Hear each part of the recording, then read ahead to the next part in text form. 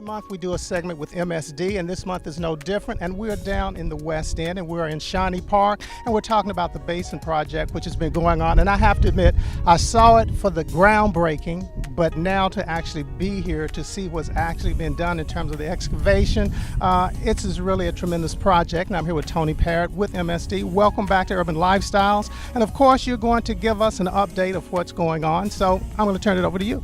Well, what we have going on behind us is the construction of a 20 million gallon underground combined sewer overflow storage basin.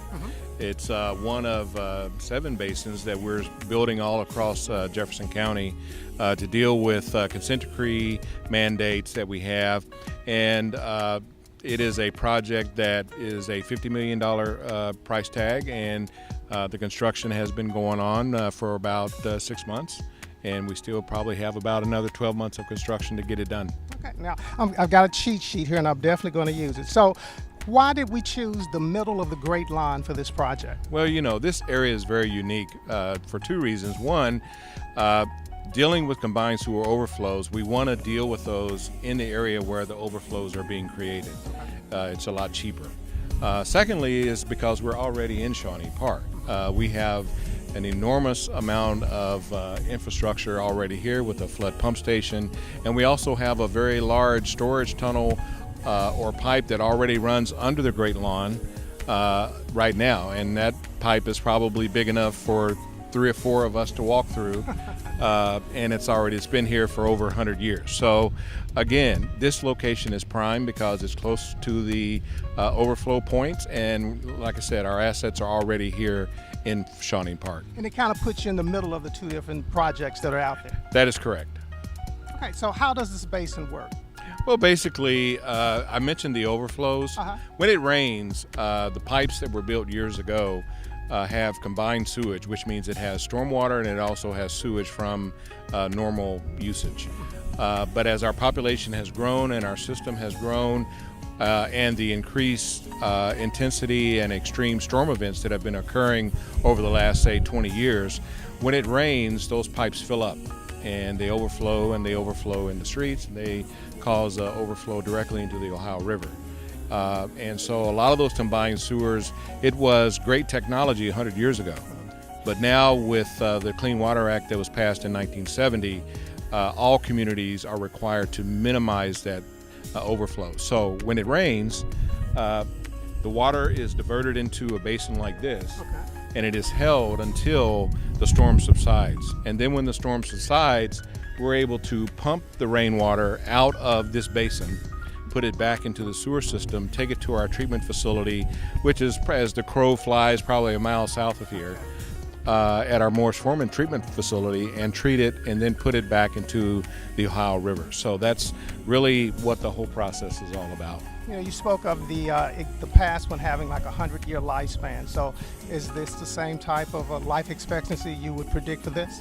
Yeah, this basin is very unique. It's being built with very sound construction. What folks are going to see when this project is done, it's going to be about 12 foot underground. And the roof of the basin and the concrete walls and the flooring of the basin are about 3 feet thick. And so it's going to last, the life of that is probably going to be for the next generation or 2. And so we're very excited about this project. Okay, now I've got to ask, you know, you're doing something Metropolitan Sewer District, so people are going to be concerned. Is there going to be a smell? Is there going to be an odor? Well, you know, normally with these type of basins, you do not see odor as a problem. But what happens is when those basins are filled, once the storm subsides, we're able to pump those basins down, and they're mostly dry all the time unless it rains. And then we have the ability to clean those basins out. But what we're doing is we're designing it with the capability of adding odor control in the future if necessary. But most case studies for basins like this across the country, odor is not a big concern. Okay, so another question, what's going to be the overall effect of this particular project on the West End area? Well, you know, it's going to be beneficial, number one, from an environmental standpoint, because we're not going to be overflowing as much into the streets and directly into the Ohio River. It's a benefit because we are trying to be a good community partner as well as we build this project.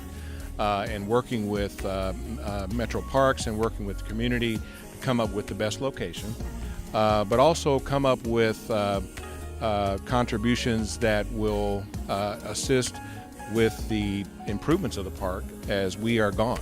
And so we've already started some of that. And speak to that, because I know that the basketball courts, and they are phenomenal. I was here for the Dirt Bowl.